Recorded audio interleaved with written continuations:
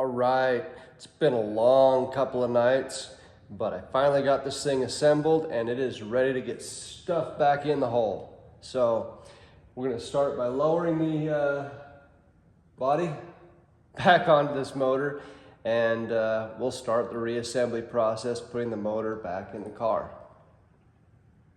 And now, reattachment.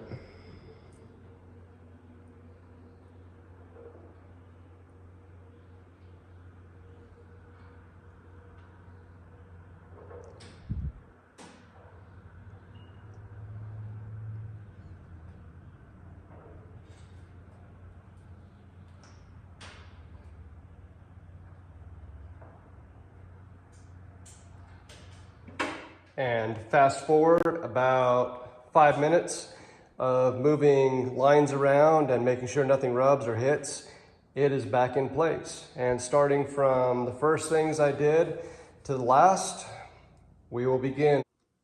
Starting with the cradle bolts, we have the front one here, middle one here, back one here, both sides. Those three are all tightened. Be aware there is a locating pin about right here, both sides. That helps locate the cradle with the chassis so everything lines up. Make sure that that is located before you tighten everything down. And then in the back here, we have the cross member bolts there and there. And then we've got a new trans mount on here as well. Tightening the nut inside here. We have the new torque arm bushing attached, and the three bolts and nuts are tightened there. And then to the chassis, we have upper control arm bolt. Well, I should say upper control arm to ball joint bolt, that's tight. And then don't forget about the two bolts on each side and nuts for the struts. Both sides tightened. Don't forget new cotter pins, both sides on the upper ball joints. And as far as the rest of the assembly process, I'm not really going to go into any more detail just because it's already been gone through in the first video. This is just basically reversing the steps. One thing that I would like to mention that does come in handy that I do for bigger projects is I do like to do something like this. I just write down a bunch of stuff on some tape, then you can just rip it off, throw it away. It's basically a step-by-step checklist, just things that need to remember what needs to be finished on it, what needs to be done, just so you don't forget anything important, you know, like putting oil in the motor or something like that.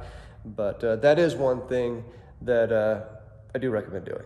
I will show you guys, and that is I did replace the throttle cable here just because the other one was old and this little clip was broken and I didn't want to have problems with that. And then I also did do the EGR and secondary air injection delete, and I did retune the PCM for that. So the EGR missing, there is the EGR to the intake is capped off there with one of the aftermarket plugs. And then there is no secondary air injection lines that go to the exhaust manifolds. And basically what I did there is, hopefully if I can get this to focus for you guys, I basically crimped off the ports on the manifolds and I just welded them closed. They do make plugs for that, and by all means you could use the plugs. It was just an extra $30 that I didn't want to spend when I have the ability to just break out my welder and weld them up. So those are done. Other than that, I don't think there's any other upgrades that I did to this that I mentioned in the previous videos. Other than that, it's basically just reassembly of the whole thing, backwards process, and put it all back together. Topped off all the fluids, recharged the air conditioning, bled the brakes, and it's showtime.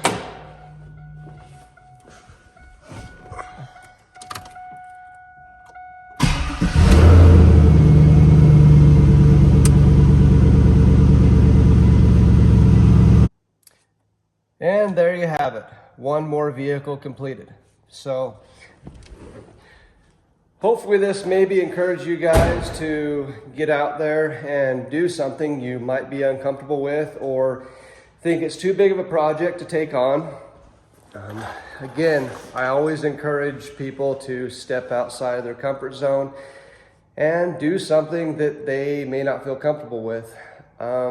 Sometimes that does end badly, and it ends up with you taking a vehicle to a mechanic shop that you didn't plan to, but you know, trust me, it happens a lot. So, you know, don't be scared.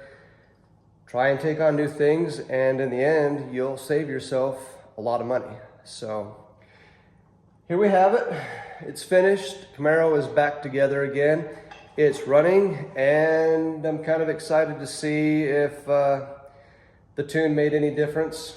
Probably not. It's probably not going to be noticeable, but at least the check engine light won't be on anymore for the faulty secondary air injection. So thanks again for watching, everybody, and I'll definitely have more stuff coming up for you. I will say in the very near future, there's going to be a couple more 72C10 videos, so those of you guys are waiting for more stuff. I've freed up some time doing some of this other stuff, so I should be getting some videos posted on that as well. And then also I do want to mention something else that I did in the past too. I know a couple of guys have asked me about it that know me, and that is a 1970 Chevelle that I built about 5 years ago. It's a vehicle that I get a lot of comments on, so I will probably post a video on that as well in the near future. So until then, thanks for watching, everybody. We'll see you next time.